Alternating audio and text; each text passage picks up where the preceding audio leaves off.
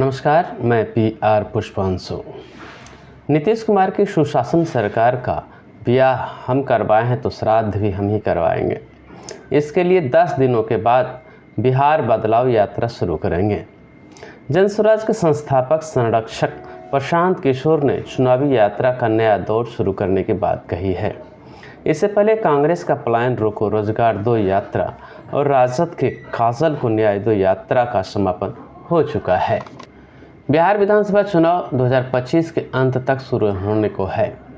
नीतीश कुमार की अगुवाई में NDA की सरकार अपने विकासात्मक कार्यों के बल पर मैदान में आएगी। वहीं कांग्रेस नीति महागठबंधन की पार्टियां समेत नई नवेली जनसुराज पार्टी नीतीश की सरकार पर मूलभूत सुविधाओं की उपेक्षा का आरोप लगाकर घेरने में लगी है। बिहार में NDA की सरकार जहां रेल, रोड, पुल, पुलिया, पेयजल जैसे क्षेत्रों के लिए विकास को गिना रही है, वहीं विपक्ष शिक्षा, स्वास्थ्य, रोजगार के प्रति उपेक्षा के मुद्दे पर जोर शोर से घेर रही है।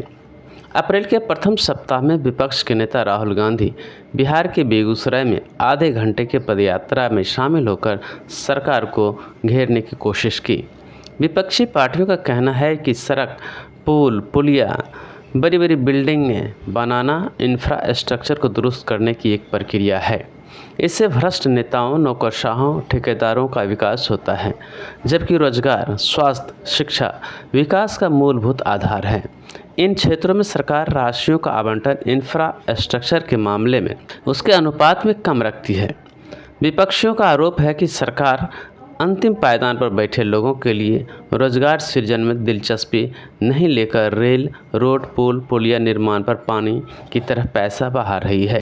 अस्पतालों में इमारतें तो बन गई, लेकिन दवाओं और जांच के लिए लोगों को अस्पताल से बाहर जाना पड़ता है। विद्यालयों और विश्वविद्यालयों में ऊंची ऊंची इमारतें तो शोभा बढ़ा रही हैं, लेकिन गुणवत्तापूर्ण शिक्षा के मामले में गरीब बच्चे पिछड़ रहे हैं।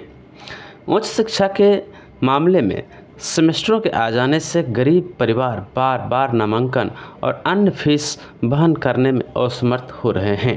परिणाम यह कि अर्धशिक्षित और अकुशल मजदूरों की एक फौज तैयार हो रही है, जो बिहार से बाहर पलायन करने को मजबूर हो जाते हैं। अपराध के मामले में विपक्ष का कहना है कि सरकार का पुलिसिया तंत्र शराब के बोतलों में उलझ कर रह गई है। गैंगवार में मारे जाने वाले आधे से अधिक लोग शराब कारोबार से संबंधित होते हैं। ऐसे में महिलाओं, व्यापारियों की हत्या व उत्पीड़न को रोक पाने में प्रशासन कामयाब नहीं होती है। अपराधियों का कृत्य का अनुसंधान रिपोर्ट में काफ़ी समय लगने से वे जेल से छूट जाते हैं, जिससे अपराधियों का मनोबल बढ़ा रहता है।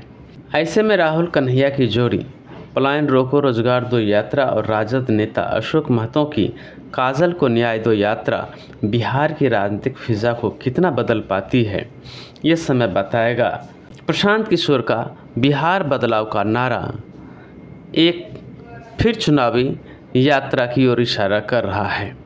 बिहार कितना बदल पाएगा, ये तो आने वाला वक्त ही बताएगा, लेकिन आगामी चुनाव को देखते हुए इन यात्राओं पर आम आवाम कितना भरोसा करती है, इसे देखने के लिए हम आगे का इंतज़ार करते रहेंगे।